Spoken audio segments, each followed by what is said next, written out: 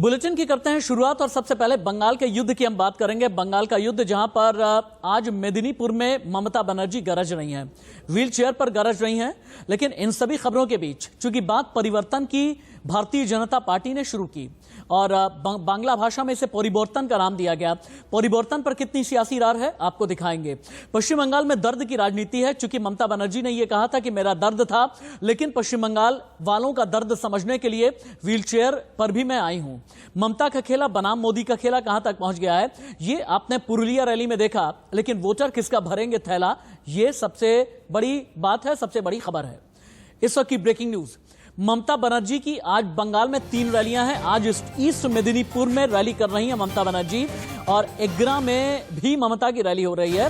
पोटाशपुर और तामरुक में ममता बनर्जी की रैली होगी, यानी कुल मिलाजुलाकर के 3 रैलियां होंगी।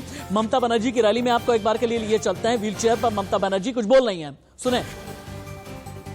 नमस्ते भाईদের জন্য বলবো ওং মহাদেব ওং মহাত্মানং মহাযোগী মহেশ্বরম মহাপাপ হরম দেবং মকরায় নমো নমো নমস্ত ব্রাহ্মণ দেবায় গ ব্রাহ্মণ হিতায় চ জগদ্দিতায় কৃষ্ণায় গোবিন্দায় নমো নমো।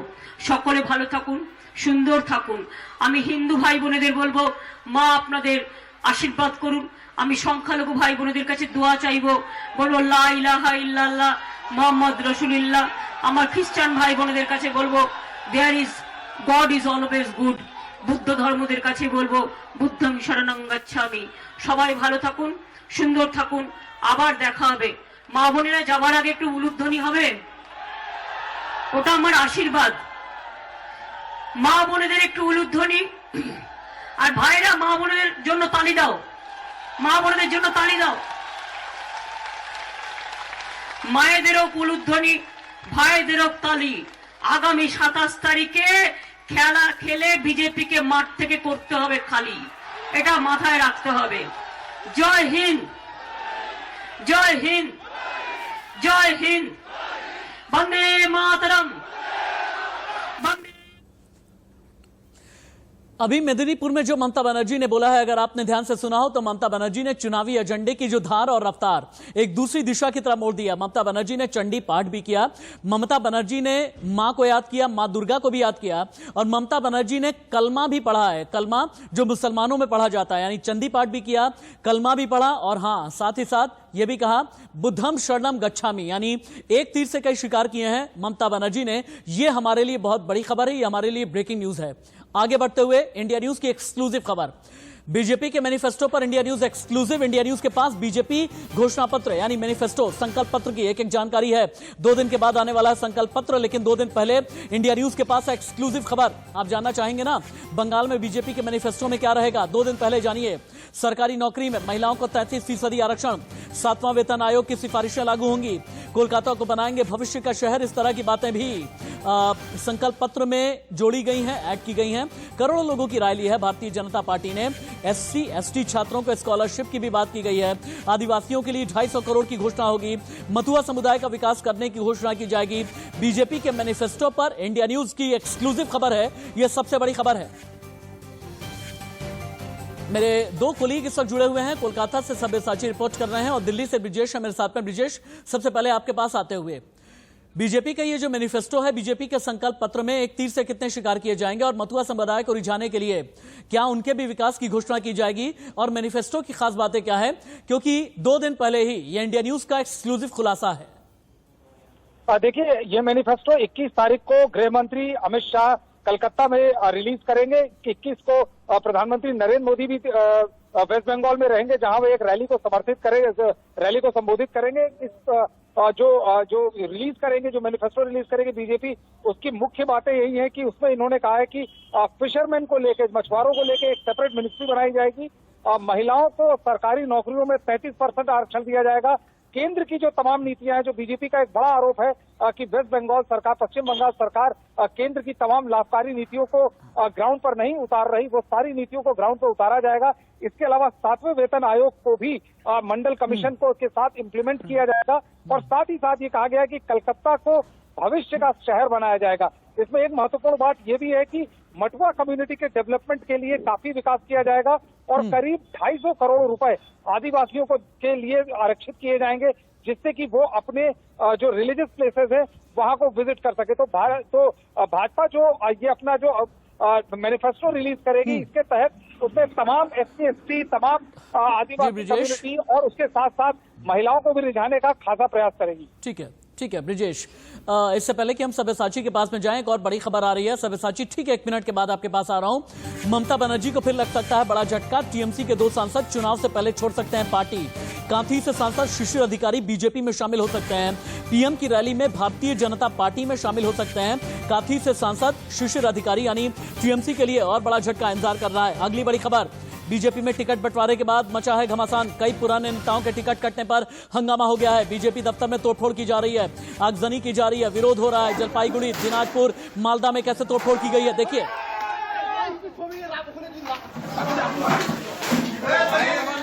चलिए सब्यसाची के पास में चलते हैं। सब्यसाची, टिकट बंटवारे के बाद बीजेपी में इतनी सुरखुटोबल क्यों है? और आज ईस्ट मेदिनीपुर में अगर ममता बनर्जी ने चंडी पाठ किया, साथ ही साथ कलमा भी पढ़ा है, तो इसके मायने क्या हैं?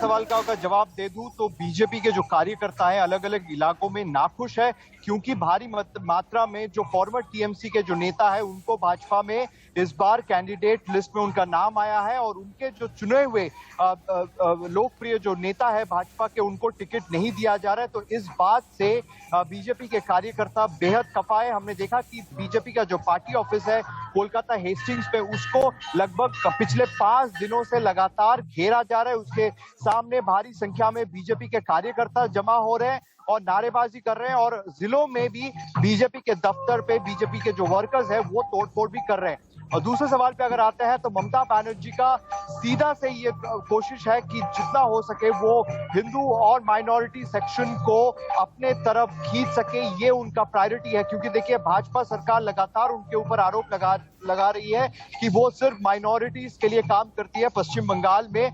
तो ये ममता बनर्जी का बड़ा एम है, क्योंकि हमने देखा कि नंदीग्राम में वो 2 दिनों में 30 मंदिर वो गई थी, और लगातार उनका यही कहना था 70-30, यानी 70% हिंदू, 30% माइनॉरिटी। तो ममता बनर्जी का यही कोशिश है कि चुनाव से पहले कैंपेन खत्म होने तक जितना ज्यादा हो सके माइनॉरिटीज और मेजॉरिटी सेक्शन वोटर्स के साथ इंटरैक्शन करे। ठीक है सब्यसाची, बहुत बहुत धन्यवाद आपका, बहुत बहुत शुक्रिया। बात यह है हिंदू वोटर की, बात है मुसलमान वोटर की। बंगाल में हिंदू वोटर किस तरह से गेम चेंजर हैं, ये जानने के लिए आपको इन्फोग्राफिक स्टूडियो लेकर के चलते हैं, जहां पर आप पूरा इलेक्शन मैनेजमेंट समझ पाएंगे वर्चुअल ग्राफिक के जरिए। आप देखें पश्चिम बंगाल के पुरुलिया, जहां पर हिंदू आबादी लगभग 83.42% है। नॉर्थ 24 परगना 75.23% हिंदू आबादी। नादिया लगभग 74%। मेदिनीपुर लगभग 85%। कोलकाता में 77% हिंदू हैं। जलपाईगुड़ी में 83%। दार्जिलिंग में 76.92%। और साउथ दिनाजपुर में है लगभग 74% के आसपास हिंदू वोट बैंक। और इसी यही एक वजह है कि बंगाल में हिंदुत्व फायर ब्रांड को भारतीय जनता पार्टी ने उतारा है। अब हिंदुत्व के फायर ब्रांड चेहरे कौन कौन से हैं, अगला ग्राफिक आपको यह बताएगा। योगी आदित्यनाथ यूपी के सीएम, बंगाल में 20 रैली। अर्जुन सिंह बैरपुर से सांसद हैं। शिवराज सिंह चौहान एमपी के मुख्यमंत्री, बंगाल में स्टार प्रचारक हैं। नरोत्तम मिश्रा एमपी के गृह मंत्री, अमित शाह के स्पेशल 7 में शामिल हैं। ये 4 हिंदुत्व के फायर ब्रांड लीडर्स हैं। बंगाल का ध्रुवीकरण मीटर क्या कहता है? 2019 के नतीजे आपकी टीवी स्क्रीन पर हमने रखे हैं, जहां पर हम आपको यह बता रहे हैं 20%। आप देखें कि 2019 के नतीजों में ध्रुवीकरण कितना हुआ है। मुर्शिदाबाद में 50% के आसपास का ध्रुवीकरण रहा है। बर्धमान में 54% के आसपास का ध्रुवीकरण रहा है। पूर्वी मेदिनीपुर में ध्रुवीकरण यानी पोलराइजेशन हुआ 48% वोट बैंक का, और बांकुरा में 53% वोट बैंक का हुआ है। अब मुझे ऐसा लगता है कि तीरथ सिंह रावत की खबर की तरफ हमें आगे बढ़ना चाहिए। कुल मिला जुला करके ये वोट बैंक की राजनीति है, और यही एक वजह है कि ईस्ट मेदिनीपुर में आज ममता बनर्जी ने चंडी पाठ भी किया, और चंडी पाठ करने के बाद उसके बाद फिर कलमा भी पढ़ा है, यानी दोनों ही समुदाय को रिझाने की कोशिश की। आगे बढ़ेंगे। जींस विवाद में घिरे सीएम उत्तराखंड के तीरथ सिंह रावत दिल्ली पहुंचे हैं। उत्तराखंड के सीएम तीरथ सिंह रावत, बीजेपी अध्यक्ष जेपी नड्डा ने तीरथ सिंह रावत को तलब किया है। थोड़ी देर में नड्डा से मुलाकात करेंगे तीरथ सिंह रावत। आखिरकार कौन से वो बयान है हाल के दिनों में जिसकी वजह से बहुत विवाद में तीरथ सिंह रावत रहे हैं? 9 दिन पहले सरकार बनाई है, लेकिन दिल्ली में फटकार लगेगी, इतना तय है। आप सुने तीरथ सिंह रावत के विवादित बयान। चमत्कार है। मैं तो कई बार कहता हूँ लोगों को, द्वापर में त्रेता में राम कृष्ण हुए हैं, और राम ने भी यही समाज का काम किया था, इसलिए भगवान मानने लगे। आने वाले समय में नरेंद्र मोदी को भी उसी रूप में हम मानने लगेंगे। वह काम नरेंद्र मोदी प्रधानमंत्री इस देश के अंदर कर रहा है, उसकी जय जयकार। इसलिए सबको कह रहे हैं तो मोदी है तो मुमकिन है। जब उनकी तरफ देखा तो नीचे गमबूट थे, जब और ऊपर देखा तो घुटने फटे थे, हाथ देखे तो कई कड़े थे। लेकिन जब ये घुटने देखे, बच्चे दो साथ में उनके थे। मैं कहा बहन जी कहाँ जाना है? दिल्ली जाना है। हस्बैंड कहाँ है? जीएनयू में प्रोफेसर है। तुम क्या करती हो? मैं एनजीओ चलाती हूँ। एनजीओ चलाती है, घुटने फटे दिखते हैं, समाज के बीच में जाती हो, बच्चे साथ में हैं, क्या संस्कार दोगे? तीरथ सिंह रावत ने पहले प्रधानमंत्री नरेंद्र मोदी की तुलना प्रभु श्री राम से की। वैसे ही घेरे में आ गए। कई लोगों ने यह कहा कि यह सियासी चाटुकारिता की पराकाष्ठा है। लेकिन फटी जींस को लेकर के तीरथ सिंह रावत ने जैसे ही बयान दिया, क्या भारतीय जनता पार्टी, क्या शिवसेना, क्या कांग्रेस, हर किसी के निशाने पर आ गए। निशाने पर आने के बाद अपनी सफाई दी और सफाई देने के बाद तीरथ सिंह रावत ने और भी ज्यादा भद्द पिटवा ली। कैसे, देखिए। जब पढ़ता था, एक चंडीगढ़ से आई लड़की, वो हमारे यहाँ की थी, चंडीगढ़ की नहीं थी, माफ करना, थी पहाड़ की, पर चंडीगढ़ की से आई, श्रीनगर आई। और उसके आप क्या बोलते हो, कट क्या बोलते, पहली बार नया नया, तो ऐसे दिख रहे थे लड़के उसको, बस आ गई बंबई से है कोई, क्यों? और उसका कुछ दिन ऐसा मजाक बना, ऐसा मजाक, क्योंकि सारे पीछे भागना शुरू कर दिए। आगे बढ़ते हैं और सचिन वाजे केस की बात कर लेते हैं, क्योंकि परमबीर सिंह जो कि मुंबई के पूर्व पुलिस कमिश्नर हैं, उन पर शिकंजा कसने की एनआईए ने तैयारी कर ली है। सचिन वाजे प्यादा है, बादशाह कौन है अभी तक नहीं पता चल पा रहा। स्कॉर्पियो, इनोवा, काली मर्सिडीज, नीली मर्सिडीज, लैंड क्रूजर, 5 कार अभी तक एनआईए ने जब्त की है। मनसुख हिरेन का कातिल कौन है पता नहीं चल पाया। उद्धव ठाकरे मौन है। षड्यंत्र के तार कहां तक हैं, क्योंकि एक वसूली का रहस्य लोक चल रहा था सचिन वाजे का। यह एक ऐसा रहस्य लोक था जिसमें 5 कार है, 5 कार है, लेकिन साजिश का कौन सूत्रधार है, यह सबसे बड़ा सवाल है। कौन असली सरकार है और कहां तक तार जुड़े हुए हैं। पहली बड़ी खबर अभी की एंटीलिया केस से जुड़ी बड़ी खबर है। अनिल देशमुख ने शरद पवार से मुलाकात की है। शरद पवार से कई मसलों पर बात हुई है। यह महाराष्ट्र के गृह मंत्री का कहना है। एंटीलिया केस में राज्य सरकार मदद कर रही है, ये देशमुख बोले। जांच में एनआईए की मदद कर रही है राज्य सरकार, यह महाराष्ट्र के गृह मंत्री का कहना है।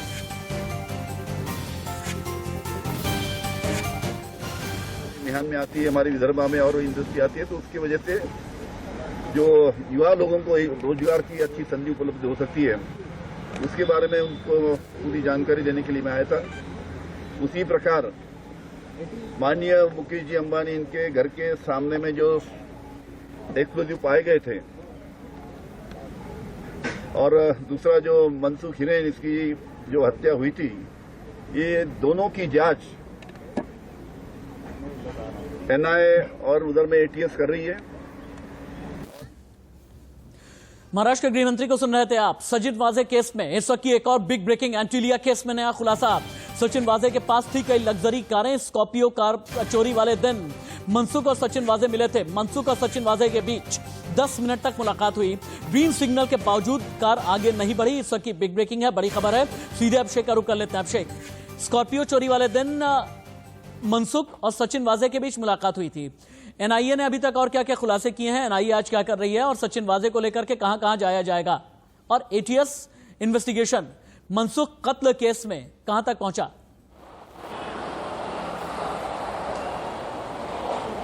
बिल्कुल, देखिए, लगातार मनसुख वाले मामले पे एटीएस की जांच लगातार आगे बढ़ रही है और अब तक 1-2 नहीं, करीबन 20 से 25 लोगों से एटीएस ने पूछताछ कर रखी है और लगातार तमाम पुलिस वालों से भी अब तक करीबन 5 से 6 पुलिस वालों से एटीएस ने पूछताछ कर ली है। और एटीएस को देखिए लगने लगा राशिद कि पूरी तरीके से मनसुख वाले मामले पर पहले क्राइम ब्रांच जो कि सचिन वाजे जो जांच कर रहे थे उन लोगों ने दबाया है, और उसके पहले लोकल पुलिस जो जांच कर रही थी वो कहीं दबाने का पूरा प्रयास किया गया है। इसलिए एटीएस को साफ साफ लगने लगा है कि हाँ, मनसुख की हत्या ही की गई है, उस एंगल से जांच पड़ताल बिल्कुल तेज हो गई है। रही बात एनआईए की, देखिए एनआईए जांच में लगातार पूरी खुलासे होते जा रहे हैं। एनआईए की वो सीसीटीवी लग गया हाथ, जिस सीसीटीवी में जब वो दूसरी कार लेकर मनसुख पहुंचे हुए थे सीएसटी, और वहां पर उबर के जरिए यानी दूसरे प्राइवेट कैब के जरिए पहुंचे हुए थे सचिन वजय। तो यानी साफ है कि सचिन वजय लगातार संपर्क में मनसुख से रहे, मनसुख से तमाम जानकारी लगातार हासिल करते रहे, लगातार उससे बताते रहे क्या करना है क्या नहीं करना है। और यही कारण है, देखिए लगातार जानकारी जो मिल रही है कि मनसुख के पास सचिन वजय का बहुत बड़ी जानकारी थी, और यही कारण है कि शायद उसे जान से मरवाया गया होगा। हालांकि अभी इस पर पुष्टि होनी बाकी है, लेकिन लगातार एनआईए की भी जांच बहुत तेजी से आगे बढ़ रही है। साइड इफेक्ट्स क्या हैं ये भी जानना बहुत जरूरी है। अभिषेक, आपका अभी के लिए बहुत धन्यवाद। बीजेपी सांसद नारायण राणे ने मांग लिया है उद्धव ठाकरे का इस्तीफा। अभी की ब्रेकिंग न्यूज है, सचिन वाजे केस में नारायण राणे ने मांगा उद्धव ठाकरे का इस्तीफा। वाजे मोहरा, पीछे है बड़ा चेहरा, नारायण राणे ने निशाने पर लिया है उद्धव ठाकरे को। नारायण राणे साहब, जिस तरह से महाराष्ट्र में जो कुछ हो रहा है, जिस तरह से जो बातें सामने आ रही हैं, सचिन वाजे का मामला जिस तरह से आया है, क्या कहेंगे आप? नहीं, सचिन वाजे का मामला आया है, जो मनसुख हिरन इनकी हत्या के बाद और मुकेश अंबानी के घर के बाहर स्कूटर की गाड़ी मिलना, ये सबसे मतलब सचिन वाजे का आ रहा है। और सचिन वाजे को डिपार्टमेंट में कौन लाया, उनको क्राइम ब्रांच में पोस्टिंग कौन दिया, उनको पुलिस डिपार्टमेंट में सपोर्ट कौन कर रहा था, तो सब शिवसेना के जो मुख्यमंत्री है उन्होंने तो ये सब उनको डिपार्टमेंट में लाना, पोस्टिंग करना, और उनके पीछे तो मुख्यमंत्री थे। आप सीधे मुख्यमंत्री? अब मैं बोलता हूँ मुख्यमंत्री ये सबका जिम्मेदार है, उन्हें इस्तीफा देना चाहिए। सचिन वाजे केस में उद्धव ठाकरे सरकार वाकई में फंस गई है। एक ब्रेक।